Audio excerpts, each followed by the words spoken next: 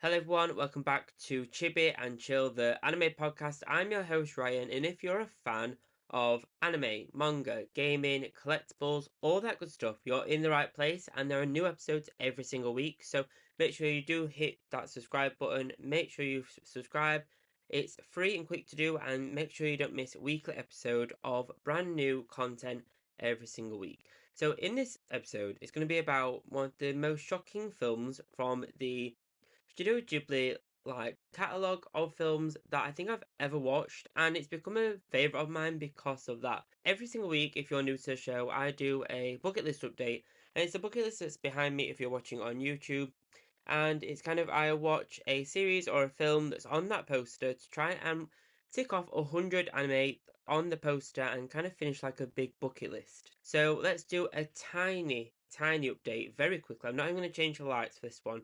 We'll run straight through into the actual episode. So this week I watched a little bit more One Piece. I've actually got some news from One Piece. It's going to be on animation hiatus for 6 months. So actually, you've got a load of time. If you're like me, maybe you're not caught up. Right now, I'm in 1-0, so I'm not too far off. I think I'm about 100 episodes away from catching up to the Egghead arc. So if you're like me, you've got plenty of time now to catch up for the new carry on of the season. So we've got a break, we've got a chance, we've got the one time this is probably going to ever happen to actually catch up. So I kind of need to work out what kind of time does 100 episodes work out in 6 months? Like how many do I need to watch a day kind of thing.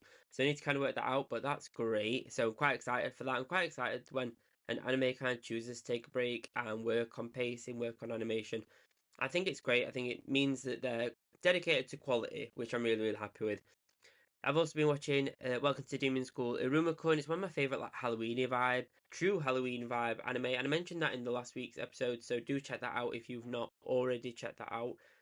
But this week I watched Grave of the Fireflies, which is the focus of today's episode, and I'm going to dive into why it struck me, what it's about, whether you should watch it or not, and why it's so different to every other Studio Ghibli film. Make sure you subscribe if you haven't already, and let's dive into the basics of Grave of the Fireflies. So to make sure I get everything right, I've got an iPad here, so if I'm looking down like this, that's probably why I'm looking it down. I'm just make sure I don't get everything wrong for you guys.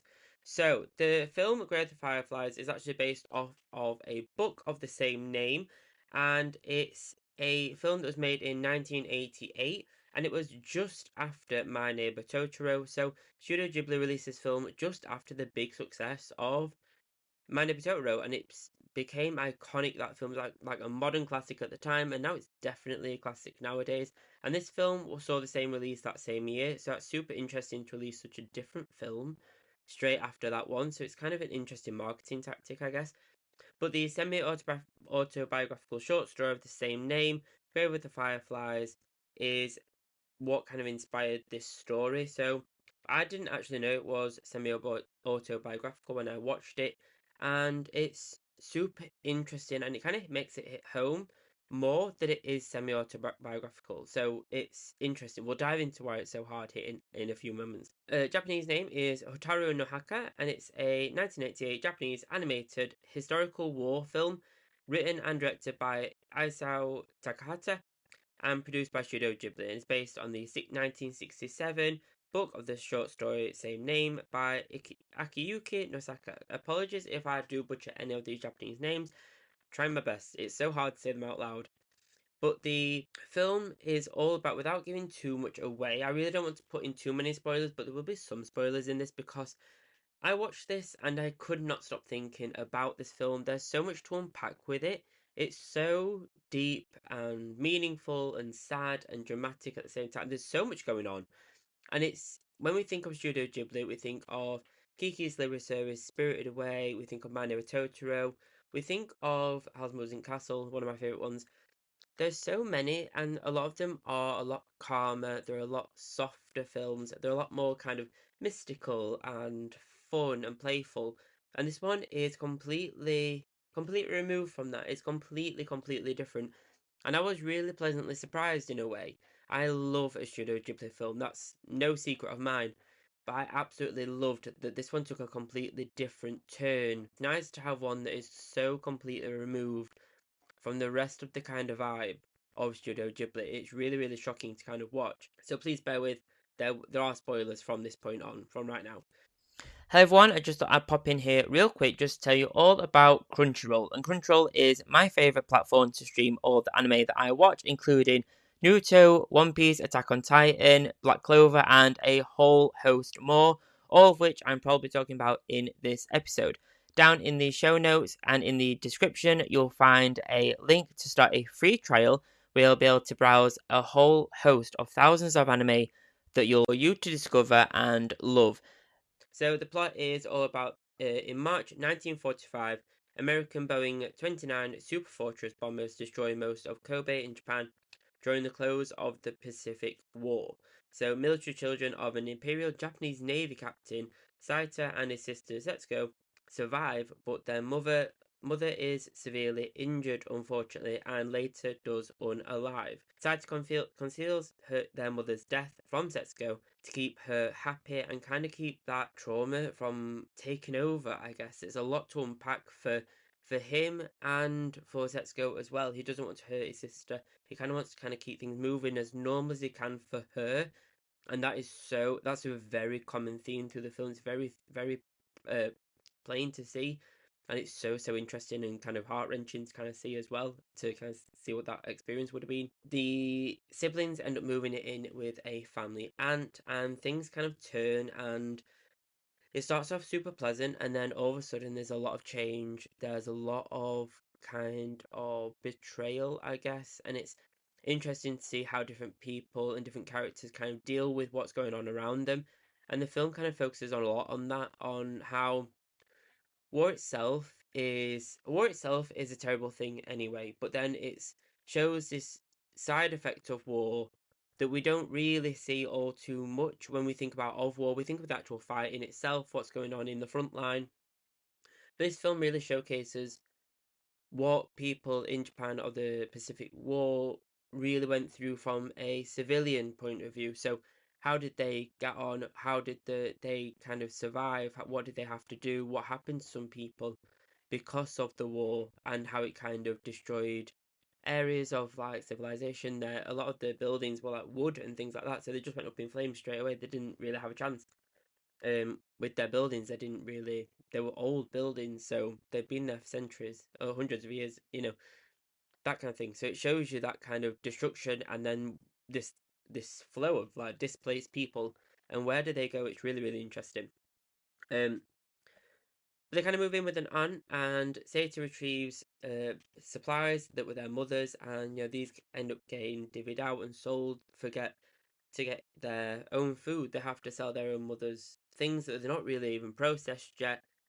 Process that kind of loss, and they kind of have to sell them to get food, to get rice, to get the basic necessities, being able to just survive. But a lot of things quickly happened. I don't want to give too much away. I am really conscious there's so much to unpack, but I don't want to give you too many spoilers. But there's a lot of a theme around the struggle with food, the struggle with housing, the struggle with the people around them. People around them are also struggling, and they're wanting to help one another, but they have to look after themselves as well. I think that shows a really tough storyline of how people struggle with helping themselves, and seeing these kids kind of come for help as well, and they're trying their best to try and help. And there's one character that really does help them, um, and he's amazing. And they kind of set their own kind of thing going up, living next to a lake, and it's a gorgeous little area, but they're in a gorgeous place for a bad reason.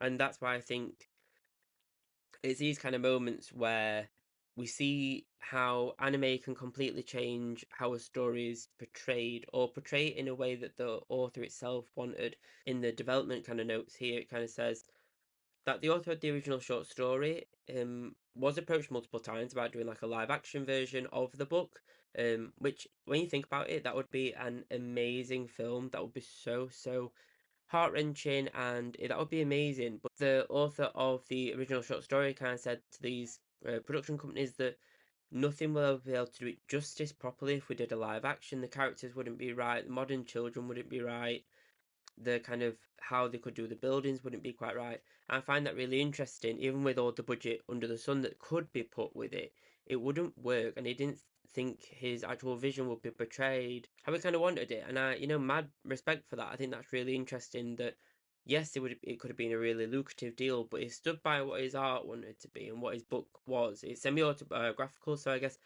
there is a very much emotional attachment to that as well. So, he wanted to have it portrayed exactly right and how he kind of wanted it. And when Studio Ghibli wanted to do an animated film version of it, because of how they could do it and how they could kind of portray the environment, the kids, and the kind of emotions in the film through animation, then he was more than happy to do it. And I think that's really interesting to show how anime is more than a cartoon. It's a tool to completely transform stories and portray not only nice magical girl stuff like Sailor Moon and Yu-Gi-Oh, all that kind of thing. It's actually a tool to showcase really deep stories in different ways. But there's moments in the film that kind of make you think, okay, wow, like I didn't expect to see that from a Studio Ghibli film. There are moments where you see their mother and she's covered in the bandages and there's bugs all on her because she's starting to decompose. There's all these kind of moments where you kind of think, whoa, I did not expect to see that from a Studio Ghibli film. And it's kind of shocking and it's so interesting, but the anime kind of really works to portray a different timeline at the same time as the one that we're kind of looking back on. It's kind of like the main character is taking us through the journey of what they experienced, and there's these moments of reflection. And I don't want to spoil it too much, it's really hard. But there are these moments of reflection with where the two of them are looking back at what they experienced. There's only about three or four of these moments in the entire film, but those three or four moments are so touching to see this kind of reflective moment and kind of like break the fourth wall a little bit, which is really, really interesting to kind of see. But oh my god, it's amazing. There are themes in this film. So there is a disclaimer, I guess. There is a theme of war, obviously. But there are themes of like suffering, there are themes of like malnutrition, there are themes of death. So there are a lot of very, very mature themes, and these are themes that I think a lot of the Studio Ghibli films do have that kind of war theme. There's quite a lot of the films have that war theme, and this one has the most dark theme, which is why I kind of wanted to do it during spooky season because it's kind of like the darkest one.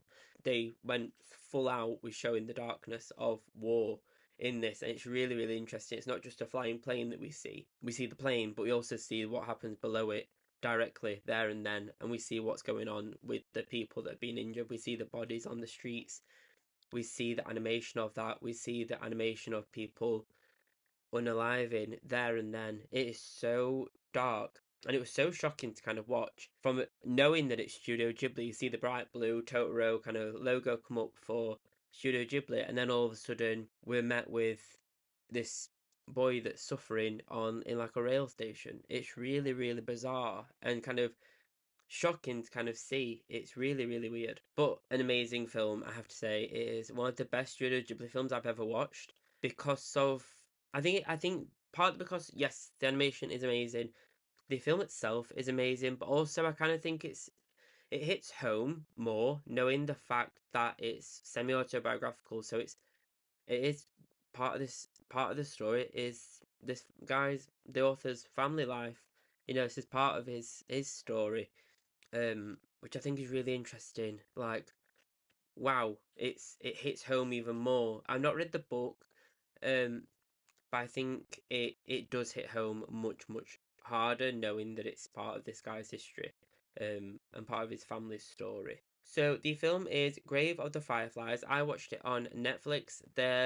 I struggled to find it for a long time, but this has been on my watch list for a very long time. I'm kind of working my way through, yes, the bucket list, but also just working my way through the Studio Ghibli films. I think I've only got a handful left to watch, and then I've watched them all. But this has been one of my favorite ones. I think because it's so different, and I love Spirited Away. I love Howl's Moving Castle. Those two are like my like favorite ones, along with Kiki's Delivery Service. But I think this one is so different that I can't not have it up there. If you are wanting a more adult animation film, oh, that sounds wrong.